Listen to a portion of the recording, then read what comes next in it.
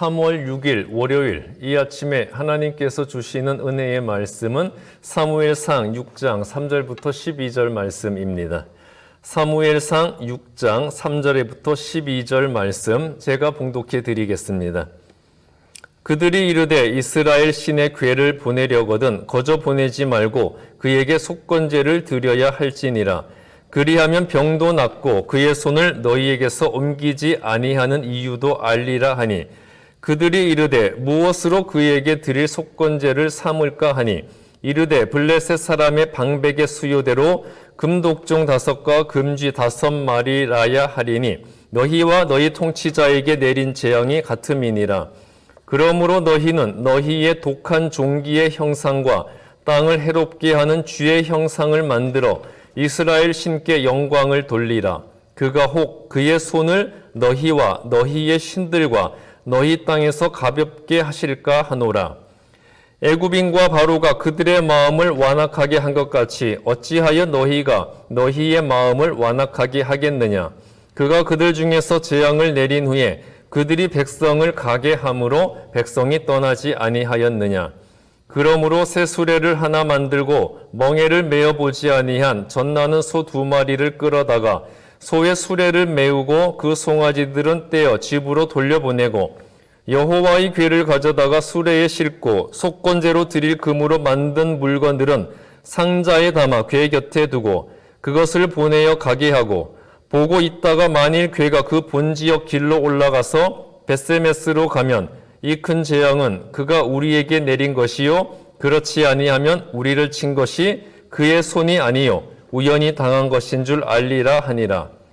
그 사람들이 그같이 하여 젖나는 소 2를 끌어다가 수레를 메우고 송아지들은 집에 가두고 여호와의 궤와 및 금쥐와 그들의 독종의 형상을 담은 상자를 수레 위에 실으니 암소가 벳세메스 길로 바로 행하여 대로로 가며 갈 때에 울고 좌우로 치우치지 아니하였고 블레셋 반백들은 벳세메스 경계선까지 따라가니라. 아멘. 이 아침에 말씀 주신 하나님께 감사를 드립니다. 기도하겠습니다. 하나님, 오늘도 이 아침을 말씀으로 시작하게 하여 주심을 감사를 드립니다. 언제나 하나님의 말씀이 우리 앞길에 등이 되어 주시고 우리 앞길에 빛이 되어 주시옵소서. 주여 말씀하옵소서. 저희가 듣겠습니다. 하나님의 말씀을 듣고 그 뜻을 분별하여 아버지의 뜻대로 순종하는 거룩한 주의 백성들이 되게 하여 주시옵소서. 오늘도 우리의 마음이 하나님의 말씀을 담을 수 있는 좋은 마음밭이 되게 하여 주시옵소서. 예수 그리스도의 이름으로 기도했습니다. 아멘. 이스라엘이 블레셋과의 아벡 전투에서 여호와의 언약궤를 앞세우는 전략을 세웠습니다. 여호와의 언약궤를 앞세우고 전쟁을 하면 하나님께서 당연히 그 전쟁을 승리로 이끌어 주실 것이라고 믿었던 것이었어요. 그런데 이스라엘은 그 전쟁에서 패하였고 오히려 언약궤까지 빼앗기게 되었습니다.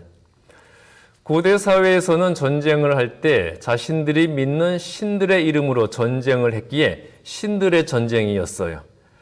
그래서 전쟁에서 이긴 블레셋은 이것이 이스라엘의 신에 대한 자신들의 신의 승리라고 생각을 하고 빼앗은 언약궤를 아스도스에 있는 다곤 신전으로 가지고 가서 자신들의 신 다곤 신상 옆에 여호와의 언약궤를 놔두었습니다.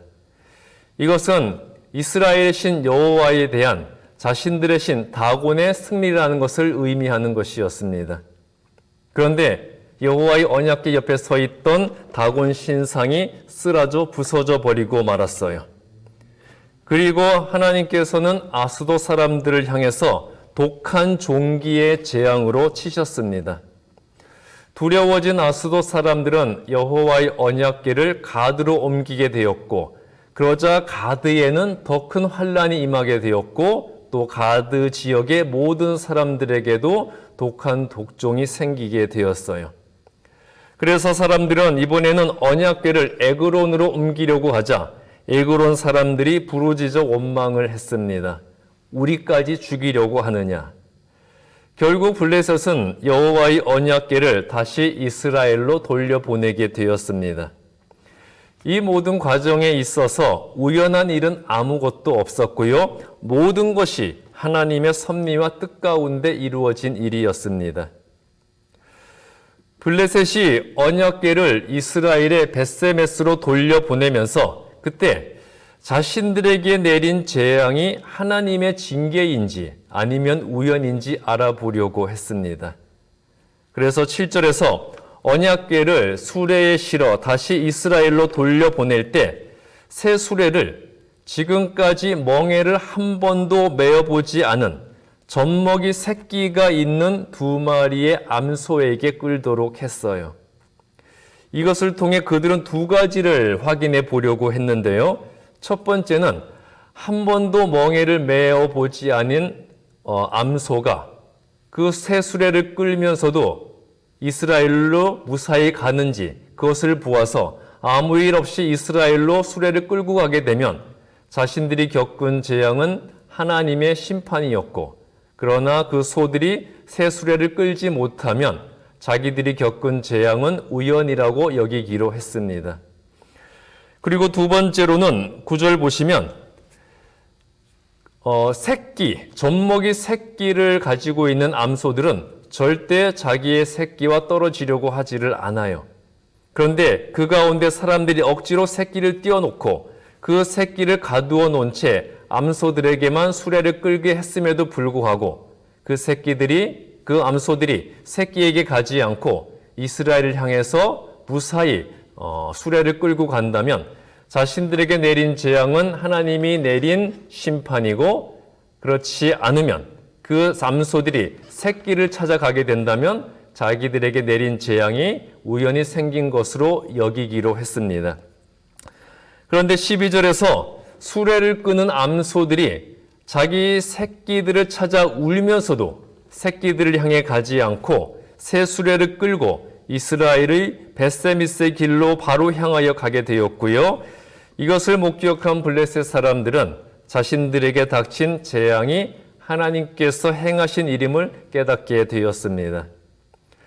블레셋 사람들은 자신의 본능을 거슬러서 좌로나 우로나 치우치지 않고 이스라엘의 벳세메스로 올라가는 암소를 보면서 하나님의 행하심을 보게 되었습니다.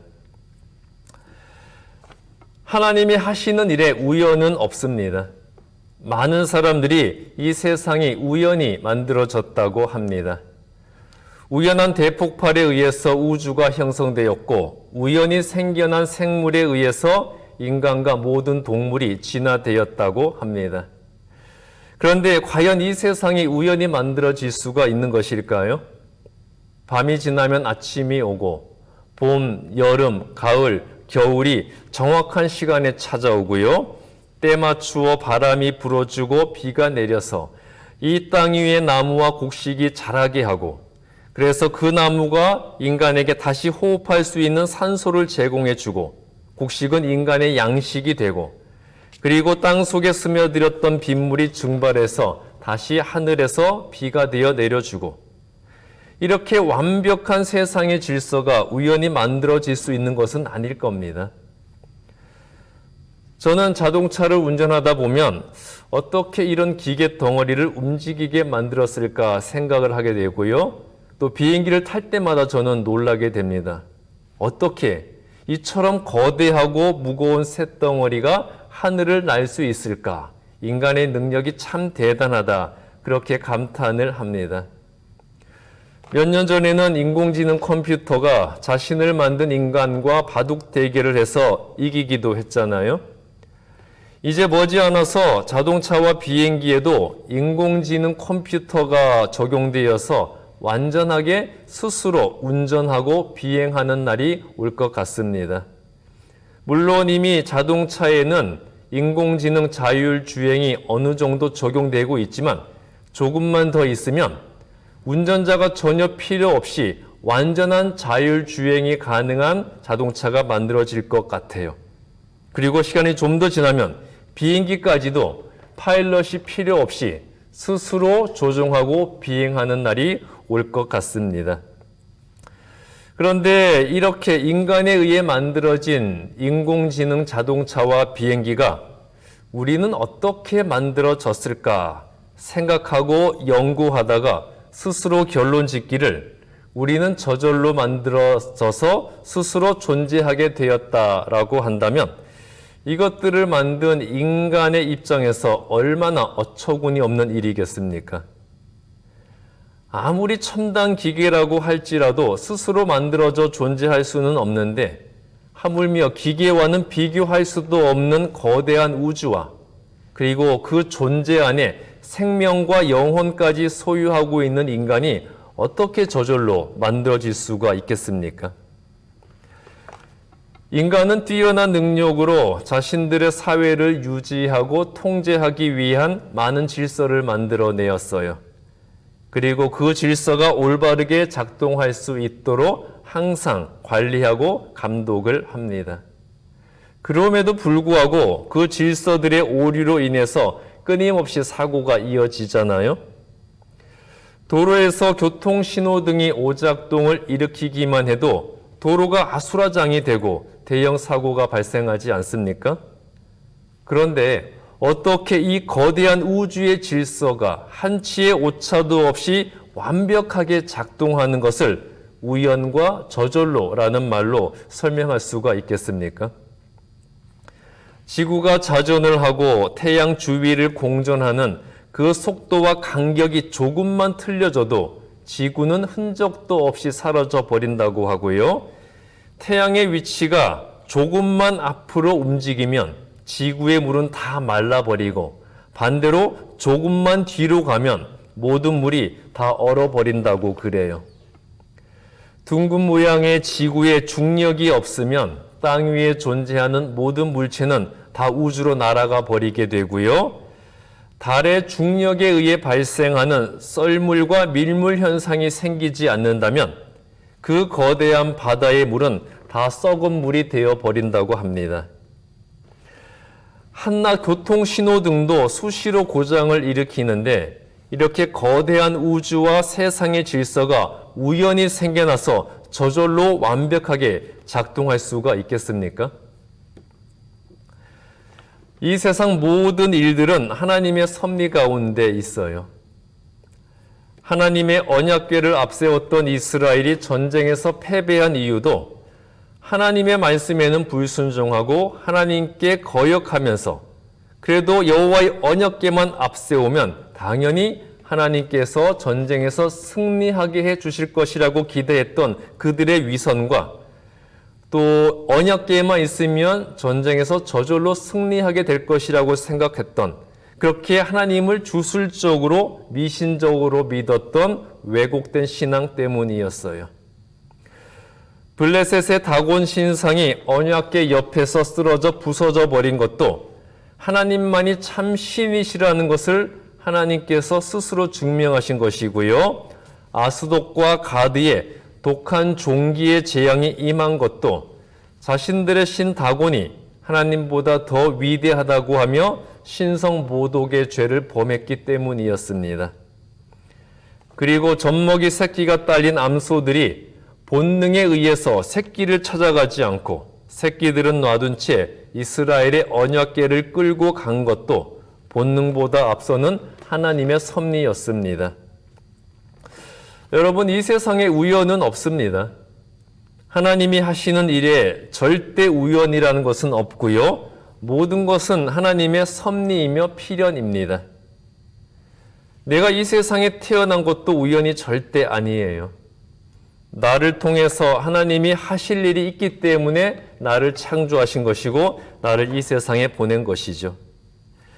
그러므로 내가 이 세상에 보내진 그 존재의 이유를 하나님의 뜻 안에서 발견해 보시기 바랍니다.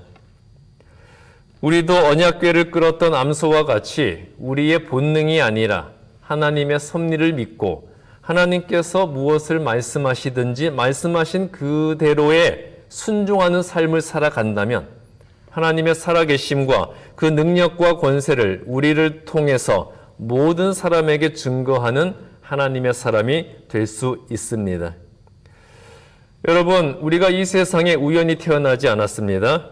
하나님께서 나를 향한 특별한 계획이 있으셔서 이 세상에 나를 보내셨어요.